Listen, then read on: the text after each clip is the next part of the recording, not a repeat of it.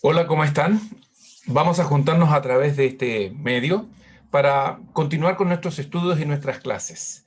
Para los que se incorporan este año, para los que se incorporan a este canal de YouTube, bienvenidos y bienvenidas. Nuestra intención es en pocos minutos, 10, 12, 15, por ahí, dar informaciones, acotaciones, explicaciones, comentarios de historia y particularmente de los distintos niveles con los que estamos trabajando en nuestro colegio alemán San Tomás Morus. En este caso, este comentario, como ya lo saben, es para nuestros primeros medios, a los que les mando un saludo desde ya y bueno, esperando poder verlos pronto nuevamente. Bien, en ese sentido, yo les invito a que tomen nota de algunos detallitos que voy a incorporar en esta ocasión, que tienen que ver, tienen mucha relación con nuestras últimas semanas, estas 2 semanas de clase del año 2021, en que hemos estado hablando fundamentalmente del liberalismo y nacionalismo, como grandes sentimientos surgidos en la mitad del siglo XIX y como consecuencia del Congreso de Viena. En esta oportunidad vamos a compartir un PowerPoint distinto a lo que habíamos estado mostrando. Algunas ideas se refuerzan, se repiten, pero vamos a incorporar unos minutos especialmente dedicados al concepto del conservadurismo y el socialismo, que son nuevas ideologías que surgen con mucha fuerza en los momentos en donde el ambiente revolucionario de los años 30 y del 48 en Europa tienen bastante auge. ¿De acuerdo? En ese sentido, entonces, chiquillos, chiquillas, amigos, amigas, todos bienvenidos. Sé que hay algunas personas que no son alumnos del colegio, pero feliz compartir algo y que les pueda servir para entender, para conocer, para aprender. Me permito compartir pantalla. Vamos rápidamente a nuestra imagen que nos va a acompañar en estos minutos. ¿De acuerdo? En ese sentido, en primer lugar, quiero que veamos la imagen que estamos observando. El título ya es conocido, Liberalismo y Nacionalismo en el siglo XIX. Acabo en la introducción de señalar que son movimientos que surgen como consecuencia de los errores del Congreso de Viena. Y la imagen es bastante categórica, es una pintura que nos está representando precisamente el ambiente revolucionario. Como ustedes pueden observar, está la bandera francesa, aparece tímidamente en el fondo allá quizás una torre de lo que sería Notre Dame. Voy a permitirme marcar, entiendo que perfectamente podemos hacerlo ahora, y vamos a ocupar, sí, efectivamente puede ser este color para esta imagen. Bien, decía yo entonces que tenemos acá claramente la bandera francesa, puesto que son los franceses, como quien dice, los revolucionarios por excelencia. Es como un pueblo, una cultura que de verdad no se permite pasar mucho tiempo sin reclamar los cambios necesarios para los tiempos que estén viviendo. Decía también, a propósito de este pequeño comentario sobre los franceses propiamente tal, estoy mirando acá abajo para echar a andar el cronómetro y no pasarme de los minutos, ¿ya? Ahí estamos funcionando. Igual ya llevamos como 3, 4. Decía que acá atrás se ve tímidamente lo que podría ser una torre de Notre Dame, representando que es París. Y bueno, los otros elementos son los categóricos. Una escena violenta en donde hay personas armadas, y fíjese que esto que estoy marcando en este instante son lo que en aquel entonces eran las barricadas con las cuales se enfrentaban los revolucionarios al ejército que defendía al gobierno estable, al gobierno establecido. Pudo haber sido el de Carlos X, pudo haber sido el de Luis Felipe de Orleans, el quien está gobernando, pero que no hizo caso en su momento de las demandas liberales. Vemos la participación de burgueses, vemos la participación incluso de niños. En otras clases anteriores hemos visto el famoso cuadro de La libertad guiando al pueblo, y ahí se ve el famoso sombrero de copa que representa a la burguesía. Acá también está mucho mejor representado un burgués, su forma de vestir, bien, lo delata como burgués, muy distinto a las clases sociales un tanto, no un tanto, bastante más bajas si nos referimos a sus ingresos económicos. La naciente clase obrera, los campesinos, el artesano, ese ya podemos llamar población muy desvalida, urbana, y que con el avance del tiempo va a empezar a ser conocida como proletariado. Esta fue una rebelión no simple, ya saben ustedes que aquí se disparaban balas en serio, por lo tanto las calles se teñían a veces de sangre de la gente que murió en estas revueltas, ¿de acuerdo? Ahora, esa es la presentación. Nosotros debemos recordar en esta segunda imagen muy rápidamente lo que hemos visto en clases. por una parte, dos categorías de revoluciones. Por ejemplo, la situación de Bélgica, una revolución que podemos catalogar claramente como una revolución nacionalista, una revolución por la independencia, con bastante, digamos, con éxito. La revolución polaca, la cual, al contrario, contó con la represión rusa. Como mínimo una represión rusa que prohibió, que coartó, que no permitió el desarrollo de una independencia por parte de un Estado polaco. Solo había una nación polaca. Y estas serían revoluciones nacionalistas.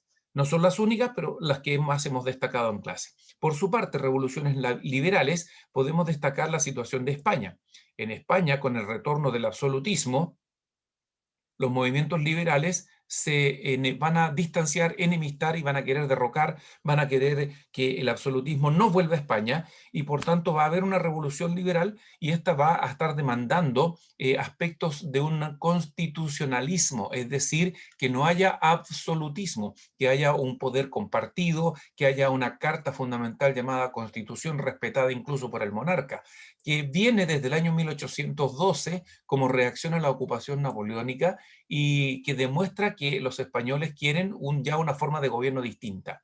Y una revolución, fíjense ustedes, que yo considero nacionalista, que es la revolución griega, la que después de más o menos 9 años de conflicto y con apoyo paradójicamente de los mismos franceses y por los intereses de los ingleses que tienen en el comercio del Mediterráneo, estas dos potencias, Francia y España, van a apoyar a Grecia, que va a conseguir su independencia por parte del Imperio Turco Otomano.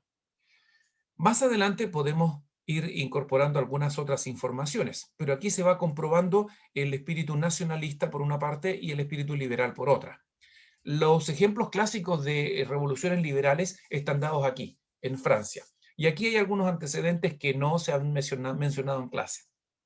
Bueno, primeramente otra pintura del neoclásico que nos refleja estos episodios, que nos refleja el trauma de una revolución, que nos refleja la desesperación de una población que quiere cambios, lo que refleja esta pintura, una población por una parte burguesa, con educación, con cultura, con estudios universitarios de la época y de Francia, y por otro lado, la naciente participación de otros grupos sociales que no tienen los mismos niveles de educación, pero que saben perfectamente lo que significa poder participar de la política, poder elegir. Pero más allá que eso, yo creo que estos otros grupos lo que están queriendo es que se incorporen leyes un tanto más justas, leyes realmente inspiradas en la Ilustración, leyes que beneficien a toda la sociedad francesa, no leyes que beneficien solo a los que políticamente están demandando más participación, como lo es la burguesía. En 1830 la revolución liberal es conocida como la revolución liberal burguesa. El texto es muy breve, explica bastante bien. Después de Luis XVIII, reinstalado en el trono por la derrota de Napoleón y por, digamos, la influencia del Congreso de Viena, asume Carlos X en Francia. Pero este rey, Carlos X, dice claramente el texto que actúa de manera despótica, absolutista. Y esto, ojo, estuvo incluso favoreciendo a la burguesía. Una burguesía que ya saben ustedes, representa el sector de comerciantes enriquecidos o comerciantes más acomodados. La burguesía en esta época ya está empezando a ser reemplazada por un pequeño empresario. Veremos al final de esta exposición y quizás en una segunda parte, y con total seguridad es un tema que viene más adelante, se está empezando a desarrollar ya con fuerza lo que se conoce como una revolución industrial. Entonces, ¿quién va a tener una industria? ¿Quién se va a beneficiar de los progresos técnicos? Es un burgués adinerado que podemos empezar a llamar como un empresario. De esta manera, estos se sienten en alguna medida favorecidos o son favorecidos por Carlos X, pero que actúa de manera despótica, es decir, sin contemplar una participación ciudadana, ni siquiera de los mismos burgueses a quienes él está beneficiando. De una otra manera, en mediados del año 30, producto de lo que acabo de señalar, salen adelante, ¿no es cierto?, las protestas, las barricadas, y esta gente protesta de tal manera y hay tal represión por parte del rey que finalmente podemos decir que se ve la obligación de renunciar, abdicar, y hay un parlamento francés que viene desde los tiempos de Richelieu, después con la misma Revolución Francesa que se llamó Estados Generales. En estos momentos hay un parlamento francés, pero que no fue respetado por Carlos X, ya acabo de decir que fue déspota, y este parlamento designó a Luis Felipe de Orleans, un hombre de la nobleza, de la familia real, digámoslo así, pariente lejano de este monarca, y ellos lo nombran rey. Pero este rey promete gobernar con algunos cambios y promete responder a las demandas ciudadanas.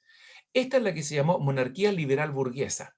Es decir, es un rey que no quiere ser absoluto y que cuenta con el respaldo de los burgueses y también pretende respetar las ideas liberales que están siendo demandadas. Entre otras cosas, la más importante de las demandas es la idea de un sufragio, es decir, elecciones, votaciones. Llevar adelante la idea de una monarquía no absoluta, una monarquía puede ser, obvio, parlamentaria, y por lo tanto estos parlamentarios son elegidos. Y esto deja tranquilos a la burguesía francesa, en alguna medida deja tranquilos también a este otro segmento social no burgués, y se consigue así de que desaparezca este intento absolutista de Carlos X, y este rey, Luis Felipe de Orleans, es conocido como el rey de las barricadas, fíjense ustedes, porque es ese movimiento de protesta quien lo lleva al trono. Lo que acelera un pequeño problema en Francia es que se empieza a vivir una crisis económica, y las crisis económicas tienen largas explicaciones cuando hay problemas del comercio, problemas de las cosechas en la época, la demanda de materias primas que no llega, el precio de algunos productos, todo eso es lo que podemos entender como crisis económica, que seguramente estaba afectando desde burgueses hasta los más pobres, que va a continuar y que va a tener un efecto más adelante. Si miramos ahora, algunos años después, se produjeron las revoluciones liberales del año 48, 18 años después. En alguna medida, estas revoluciones liberales, la gran mayoría tienen una mezcla de libertad, o sea, liberalismo, pero también algunas están buscando autonomía o independencia, en otras van a pretender una unificación y en algunos casos van a ser todas frustradas. Veamos una pasada muy, pero muy rápida. Es cosa de que miren el mapa conmigo en este instante y puedan ustedes apreciar, ver que, por ejemplo, nuevamente hay una revolución en Francia, en el año 48. Revolución de la que vamos a hablar en unos segundos más. Pero miren ustedes, vamos a encontrarnos con movimientos revolucionarios, si el puntero me lo permite, vamos a intentar hacerlo acá. Excelente, aquí. Y vamos con el puntero láser. Miren, acá nosotros vamos a encontrarnos con los estados alemanes. Por una parte Austria, por otra parte los estados alemanes del centro norte y Prusia, que Austria y Prusia son grandes potencias, son gobiernos absolutos, pero que van a experimentar una oleada revolucionaria, protestas, barricadas, enfrentamientos de también una población burguesa, un naciente empresariado, esta burguesía empresarial, y obviamente los segmentos sociales distintos, de los cuales vamos a hablar al final de estos minutos. En Prusia y en el Imperio Austriaco no caen los reyes, no caen, no son derrocados, pero sí astutamente escuchan la demanda popular y burguesa y van a aplicar algunas pequeñas reformas que dan un respiro político, social, reformas que implican participación, elecciones y algún tipo de ley en beneficio ahora de la sociedad, de la sociedad y la comunidad civil, tanto de Prusia como el Imperio Austriaco, obvio, ambos por separado. Sin embargo, aquí ustedes ven que hay una estrellita que representa una revolución en esta otra parte del Imperio Austrohúngaro, y es porque tanto los húngaros como otras minorías nacionales que voy a mostrar a continuación se rebelaron contra este poder central que estaba en Viena.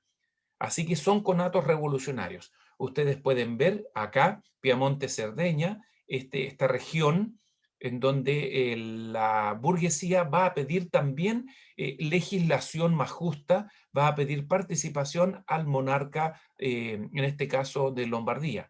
Y tenemos conatos revolucionarios también en los estados pontificios y en lo que se conocía como Nápoles y Reino de las Dos Sicilias.